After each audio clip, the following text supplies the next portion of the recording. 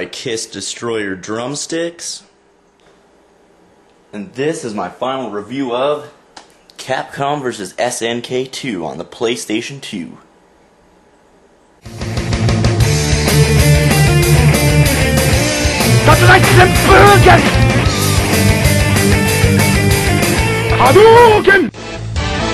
Hey, come on, come on!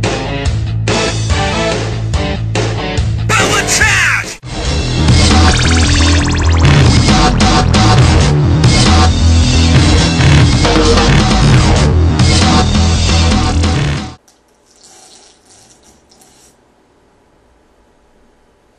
Holy shit! Did they just release a game by two of my favorite fighting game developers ever? Fuck. I gotta play it.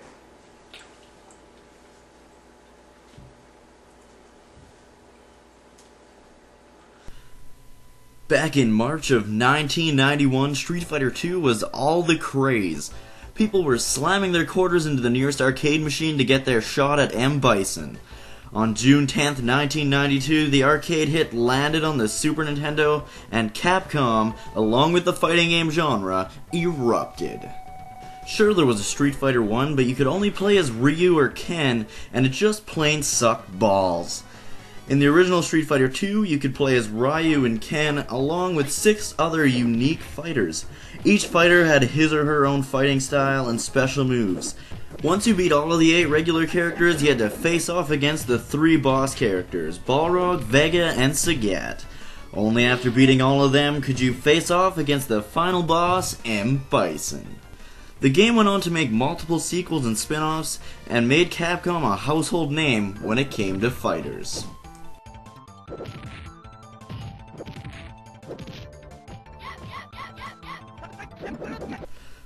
Only a couple of months later, a brand new fighting game by SNK entered the fray. Fatal Fury was the first of SNK's many fighting game series. In Fatal Fury, you play as either Terry Bogard, a drifter wanting revenge for the murder of his father, Andy Bogard, Terry's brother and expert at Kopajutsu, or Joe Higashi, a Japanese Muay Thai expert, bent on becoming the king of fighters. Unlike Street Fighter, you actually get to pick your first opponent. Each character in the game has their own fighting style and special moves, but in this game, you can jump into the background and foreground, as well as play 2-player co-op to take down the evil Geese Howard. Another thing this game had was a simple story played out through short cutscenes between the matches. Approximately 1 year later, SNK released a prequel series, Art of Fighting. Art of Fighting had a new cast and concept. It added a camera that would zoom in or out depending on how close you are to your opponent, as well as a power bar for your special attacks. In Art of Fighting, you play as either Ryu Sakazaki or Robert Garcia, and your objective is to rescue Ryo's sister Yuri from the notorious Mr. Big. This game is far more story-driven than Fatal Fury and has far better cutscenes, but in my opinion, the fucked up camera ruined the game.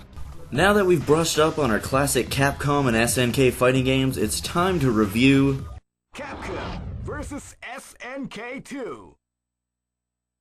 Here we go. With a handful of different modes, Capcom vs. SNK 2 takes the best from both designers and crams it into one kick-ass game. You can choose to play 3-on-3 like in SNK's King of Fighters series, or just 1-on-1. After you select how you want to play, you get to select a groove. The grooves are basically fighting engines from an assortment of different Capcom and SNK games. During each fight, you acquire points that can be used to make your own custom grooves.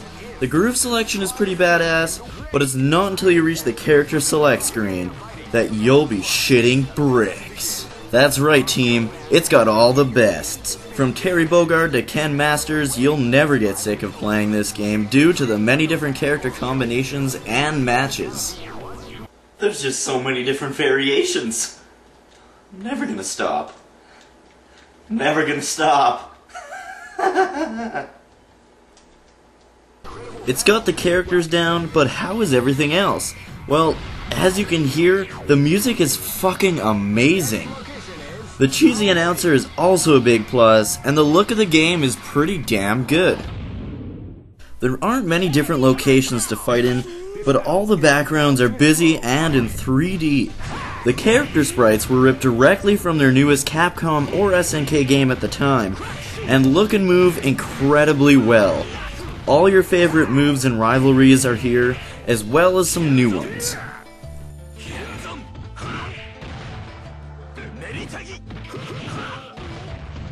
This is the only place you're gonna see dream matches like Terry vs. Ryu,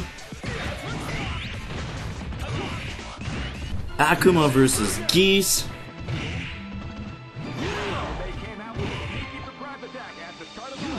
and Bison vs. Rugal.